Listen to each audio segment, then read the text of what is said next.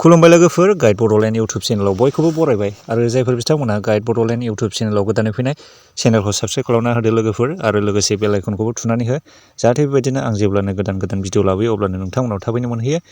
लोगोफोर, शिब पुराणनि गोथार बिजाबफोराव फोरमायनाय बादिब्ला सुबुं माहारिनि जिउआव सिमाङाबो मोनसे रोखोमनि नागारलायनो हायै सोमोन्दो गोनां। मानोना माब्लाबा समाव सिमाङाव नुनाय जाथायफोरखौनो जोंनि मोगथां जिउआव एबा मोगथां जिउजों गोरोबनायखौ जों थारैनो नुनो मोनो। थिग बेबायदिनो दिनैनि भिडिअआ जागोन लोगोफोर, सिमाङाव जोङो बाबा शिबजों सोमोन्दो गोनां माखासे जिब जुनार मुवा बेसादफोरखौ नुयोब्ला जोंनि जिउआव मा फोरमायनाय जायो बेनि बादै आं नोंथांमोननो गासैखौबो फोरमायना होगोन लोगोफोर। नोंथांमोना भिडिअखौ उइदाउट स्किप नायलांबाय थाबानो जाबाय। लोगोफोर, जुदि नों जिउआव माब्लाबा समाव सिमाङाव बाबा शिबजों सोमोन्दो गोनां मुवा बेसादफोरखौ नुबाय बायोब्ला सानना लादो नोङो सासे बाबा शिबनिनो भक्त। जुदि नोङो माब्लाबा समाव सिमाङाव बाबा शिब आरो माफा एबा दर्शन खालामनाय नुदोंब्ला नोङो सानना लादो सासे बाहायग' गोनां सुबुं एबा सासे बाबा शिबनि भक्त।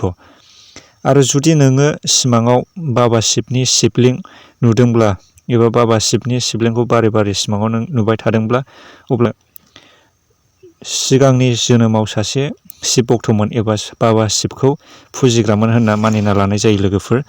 आरो लोगोसे खनले सिमाङाव शिबलिं नुबाय थायोब्ला नों बबेबा मोनसे मावनो लानाय खामानिया एबा मावनो लानाय खामानिफोरखौ जाफुंनायनि इसारा होनायबो जायो लोगोफोर।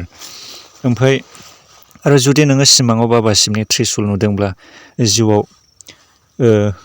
गोजोन खुसिखौ फोरमायनाय जायो एबा नोंनि जिउआव मावनो लानाय थांखिफोरा मोगथाङाव महर मोनगोनखौ इसारा होनाय जायो लोगोफोर। आरो नोंनि मोजां इयुनखौबो फोरमायनाय जायो सिमाङाव जुदि नोङो बाबा शिबनि त्रिशुल नुयोब्ला।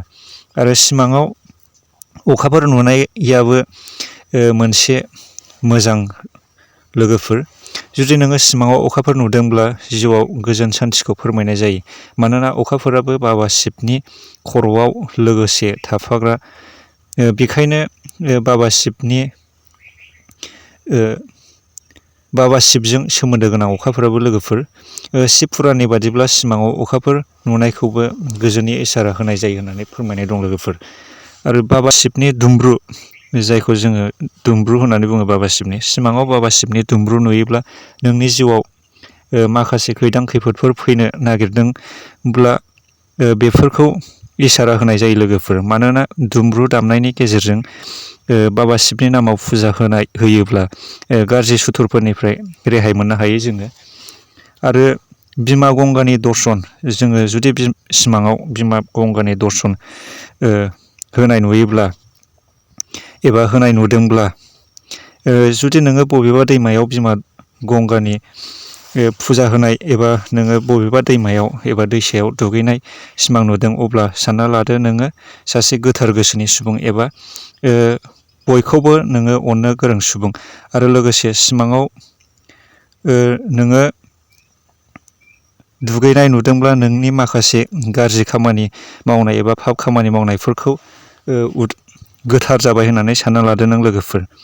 आरो सिमाङाव जुदि नोङो जिबौ नुदोंब्ला एबा सिमाङाव नोङो माब्लाबा समाव जिबौ गोसोम नुदोंब्ला नोङो सानना लादो सासे बाबा शिबनिनो भक्त एबा नोंनि जिउआव मोजां जागोनखौ फोरमायनाय जायो। जिबौ एबा शिबलिं नुनायाबो जिउआव धोन सम्फथि आरजिनो हानायनि इसारा होनाय जायो लोगोफोर। एबा नोंनि जिउआव माब्लाबा मिथिस्लाबा जासे एबा मिथिनो मोना जासे नोङो साक्सेसफुल जानाय एबा जाफुंसारनायनि इसाराखौ होनाय जायो लोगोफोर। आरो नोङो सिमाङाव जुदि माब्लाबा बबेबा गोजौ हाजो फारसे गाखोनो हानाय एबा गाखोनो नागिरनाय एबा नों बयनिख्रुइबो सिगां गाखोनो हानाय सिमां नुयोब्ला नोंनि जिउआव नोङो बयनिख्रुइबो सिगांसिन खामानिफोरखौ मावफुंनो हानायनि इसारा होनाय जायो लोगोफोर। जानो हागौ नोंसोरबो जुदि बाबा शिबनि भक्त एबा बिमा पार्बतीनि भक्तब्ला नोंसोरबो बेबायदि रोखोमनि सिमांफोरखौ एबा सिमाङाव नुयो जानो हागौ लोगोफोर। बेनोसै। आरो जायफोर बिथांमोना गाइड बड'लेण्ड इउटुब चेनेलाव गोदानै फैनाय चेनेलखौ साबस्क्राइब खालामना होदो लोगोफोर आरो बेल आइकनखौ थुनानै ला जाहाथे बेबायदिनो आं जेब्लानो गोदान भिडिअ लाबोयो अब्लानो नोंथांमोनाव थाबैनो मोनहैयो।